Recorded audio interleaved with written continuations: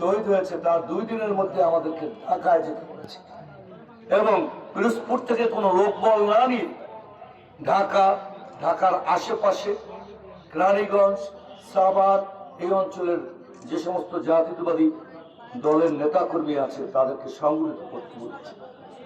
আবার 4 তারিখ রাত্রে এলাকায় চলে আসতে হচ্ছে। গুলির মধ্য দিয়েও আমরা এলাকায় চলে এসেছি। তাহলে জুলাই আমরা কে চেয়েছি? এটি স্বনির্ভর বাংলাদেশ, আমাদের মর্যাদা। সভাপতি জুলাই আন্দোলনে গুলিবিদ্ধ বাংলাদেশে একমাত্র ছাত্র সংগঠনের সভাপতি।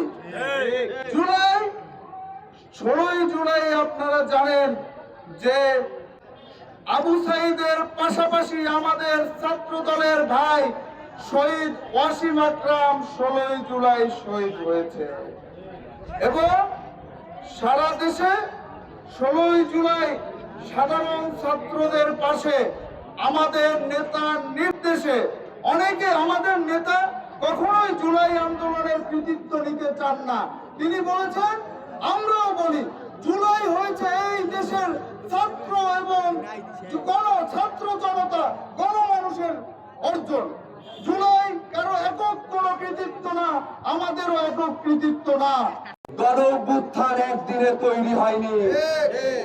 একটি গণ-অভ্যুত্থানের 17টি বছর আমার ভাইয়ের গুম খুন আয়নাঘর তৈরি হয়ে একটি গণ-অভ্যুত্থান তৈরি হয়েছে। বাংলাদেশের সর্বোচ্চ জনগণ, সর্বোচ্চ মানুষ তখন ওই খুনি হাসিনার একটি কথা, একটি দাবি আমাদের ছিল, এক দফা এক দাবি, খুনি হাসিনার পদত্যাগের দাবি।